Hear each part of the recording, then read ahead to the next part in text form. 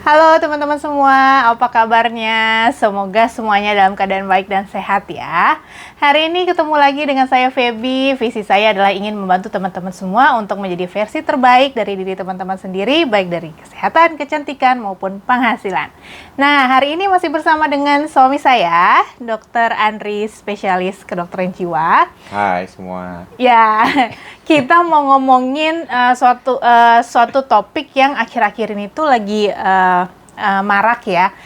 Sering kita lihat di media sosial gitu. Kalau misalnya ada yang bilang kalau makan di restoran atau nonton gitu ya, jadi sesuatu yang bikin happy itu bikin imunitas meningkat, dan sebaliknya stres yang berlebihan itu akan bikin daya tahan tubuh kita menurun atau imunitas kita menurun.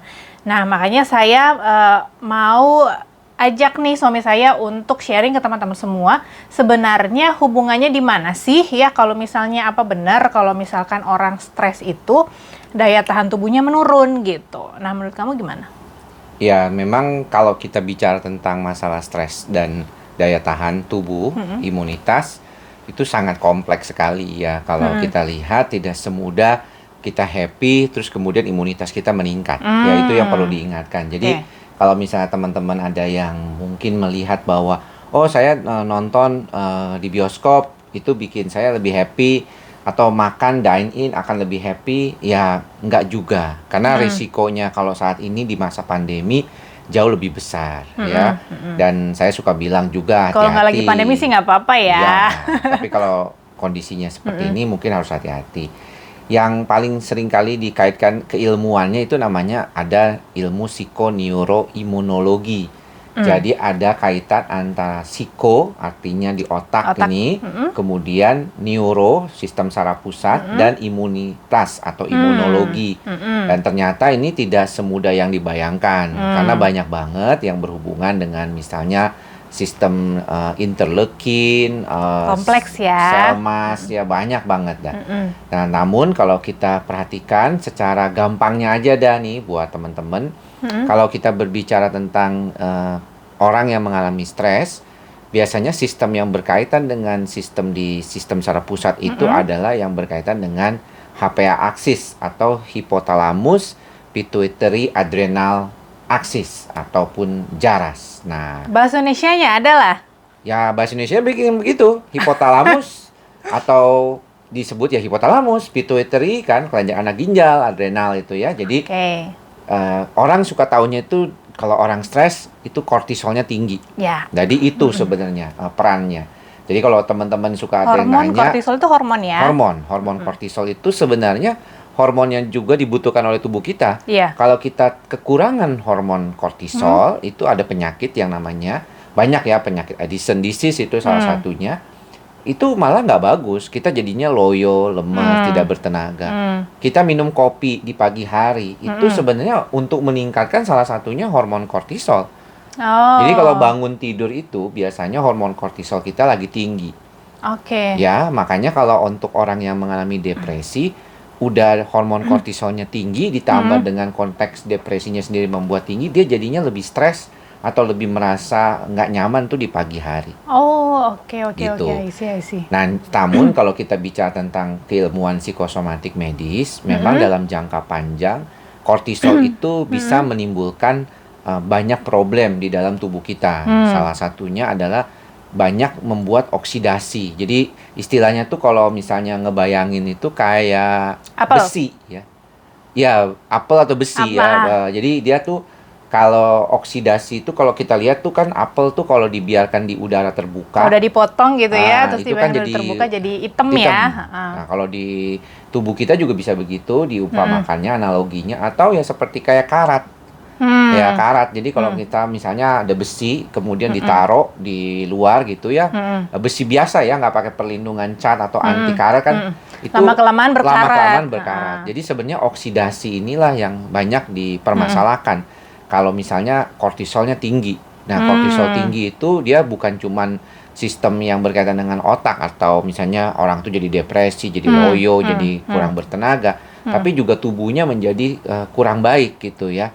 Dalam artian ini jadinya masalah yang berkaitannya itu adalah Daya tahan daya tubuh. tahan tubuh. Oke, Gitu. berarti dari pengaruhnya ke hormon kortisol itu yang menyebabkan tubuh itu lebih mudah terjadi oksidasi gitu ya. Ya. Mungkin juga jadi berarti bisa terjadi juga proses-proses peradangan ya di dalam tubuh Iya. ya. Makanya kalau dibilang depresi di dalam buku textbook of psychosomatic medicine dianggap sebagai systemic disease atau gangguan sistemik. Jadi nggak pada konteksnya lagi di zaman saat ini kita ngomongin depresi itu lebih kayak oh karena kamu kurang iman, kurang bersyukur ya, tetapi lebih kepada adanya sesuatu masalah di otak ya, dan juga bukan cuma di otak loh, ternyata berhubungan dengan tubuh ya, dengan tubuh. Jadi nggak heran tuh banyak orang yang mengalami gejala depresi atau awalnya mungkin stres cemas itu jadinya tuh banyak yang mengeluh gejala-gejala fisik gitu. Oke, nah itu tadi stres. Kalau happy sendiri, maksudnya bahagia sendiri itu jadi kebalikannya, bisa apa namanya hubungannya sampai dengan meningkatkan daya tahan tubuh. Ya, happy itu bisa meningkatkan hormon yang namanya endorfin atau hormon kebahagiaan. Dan hormon kebahagiaan ini salah satunya memang dibentuk juga di dalam sistem tubuh kita, dan salah satunya adalah dari kebahagiaan gitu. Jadi kalau kita merasa bahagia, good, happy, gitu ya. kemudian juga lucu, ketawa gitu ya. Makanan-makanan tertentu seperti cabai itu juga meningkatkan endorfin. Hubungan seksual dengan pasangan yang baik gitu ya. Olahraga juga meningkatkan endorfin ya. Akupunktur ya meningkatkan endorfin. Nonton film-film lucu itu meningkatkan endorfin. Ya itu juga salah satu yang bisa membantu gitu. Walaupun hati-hati kalau makan cabai jangan kebanyakan. Kenapa cabai meningkatkan endorfin? Karena ada capsaicin ya, ada jenis zat kimiawi di dalam cabai itu yang meningkatkan endorfin itu.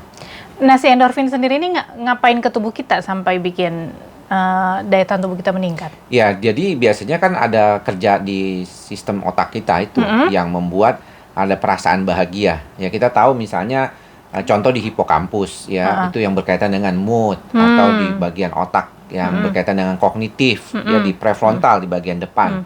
Jadi kalau kita bayangin itu sistem otak kita beserta hormon-hormon tadi, kortisol, endorfin itu nggak kayak segampang ini naik terus jadi timbul gitu, nggak begitu gitu. Makanya kita melihat banyak itu secara faktor, keseluruhan. Ya, banyak faktor, termasuk juga usia, kemudian kondisi tubuh orang tersebut. Jadi kalau tubuh orang tersebut tidak sehat, maka nggak heran dulu ada istilah mens sana in corpore sano. Di dalam tubuh yang sehat terdapat jiwa yang kuat ya, karena dia konsepnya itu dulu lebih dominan tubuhnya harus sehat dulu, baru jiwanya kuat. Walaupun sekarang ini itu semuanya tuh istilahnya collide, artinya bersatu ya, berhubungan satu sama lainnya. Oke. Nah, sekarang stres seperti apa sih maksudnya yang bisa memunculkan si hormon kortisol tadi itu banyak di dalam tubuh kita? Stres seperti apa? Sebenarnya yang paling penting itu bukan stresnya ternyata. Kalau dari dulu juga Hans Selye dari tahun 1900-an awal mengatakan bukan stresnya yang bermasalah, tapi persepsi kita terhadap stres tersebut. Jadi kalau misalnya persepsi kita terhadap kondisi stres itu buruk, makanya ada istilah distress dan eustress. Jadi kalau misalnya kita nih merasa oh kita punya kerjaan itu sumber stres kita gitu ya. Nah itu ya jadinya ya stres. Tapi kalau misalnya kita menganggap bahwa otak kita ini menganggap bahwa si sumber stres itu adalah sesuatu yang menyenangkan, bisa meningkatkan gaji kita, bisa membuat kita punya penghasilan lebih, itu semuanya akan menjadi lebih baik. Jadi sangat-sangat berhubungan dengan persepsi. Itulah mengapa kita perlu melatih nih persepsi otak kita agar lebih baik. Gitu. Jadi kalau stres untuk pikiran itu adalah tergantung dengan bagaimana kita mengartikan sesuatu gitu ya, mempersepsikan sesuatu gitu, itu menjadi sumber stres buat kita atau enggak gitu kan ya. Oke. Nah berarti sekarang gini, gimana nih caranya supaya kita bisa mengurangi stresnya nih? Sementara kan kita tahu kalau saat ini ya ya pastilah, maksudnya keadaan yang tidak baik untuk Ya. semuanya gitu ya. Kita bisa tahu kalau misalnya ini bisa menjadi sumber Ya. stres juga untuk banyak orang. Nah, gimana nih caranya untuk kita ngurangin stres? Selain daripada persepsi kita terhadap stres yang baik gitu ya, kita selalu diharapkan punya tubuh yang cukup sehat. Nah, ya karena kadang-kadang kenapa saya bilang cukup sehat? Karena ternyata kita tuh nggak pernah tahu batas kesehatan kita tuh sehat apa nggak sih kita gitu ya. Ya. Jadi lebih baik teman-teman kalau yang merasa dirinya nggak yakin sehat atau tidak, ya lebih baik jaga baik ya. Karena salah satunya kalau saya suka bilang ke teman-teman muda, cintailah diri kita sendiri ya. Salah satunya adalah dengan menjaga fisik kita yang baik gitu ya. Ya. Dan tadi kalau kita bicara tentang oksidan gitu ya, dan antioksidan mungkin nanti dianggap sebagai salah satu vitamin ya yang kita butuhkan ya, mineral yang kita butuhkan sebagai antioksidan. Kalau yang kita kenal tuh sebenarnya kan banyak ya. Misalnya kayak vitamin A contohnya itu kan salah satunya vitamin C, oksidasi, vitamin E, vitamin E itu itu juga kan antioksidan semua ya. Jadi perbaiki gizinya, benerin gizinya, cara makan, pola makannya dibenerin. Kemudian jangan lupa berolahraga dan juga membuat diri kita tuh feeling good gitu ya. Itu yang paling penting karena kalau kita saat ini, apalagi tadi kamu bilang di masa pandemi ini, kita perlu punya tubuh yang cukup sehat gitu ya, untuk bisa menjadikan diri kita tuh lebih terproteksi. Bukan berarti dengan sehat terus kemudian kita sembarangan nggak pakai masker gitu ya. Betul. Jaga jaraknya tetap harus dijaga gitu ya. Tapi setidaknya kita tuh sudah yakin dulu, oh ya nih, saya ini cukup sehat loh. Daya tahan tubuh saya cukup baik ya, sehingga saya bisa lebih mungkin kalau ada virus yang masuk, saya tuh bisa lebih fight daripada saya itu tidak sehat gitu. Ya, itu tubuh yang kita paling bisa penting. menang melawan si virus gitu ya. Betul sekali. Oke, teman-teman. Jadi kita sudah tahu ya apa hubungannya stres dan happy itu dengan daya tahan tubuh kita.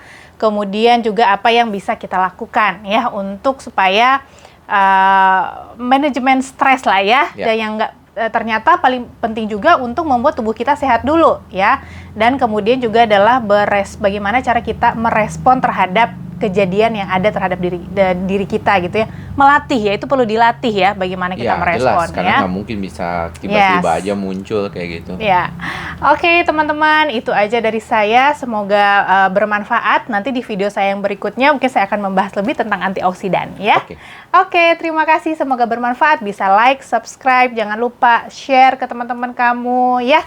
Kalau ada yang mau bertanya, boleh di link yang akan saya berikan nanti di penjelasan video ini. Bye-bye. Bye-bye.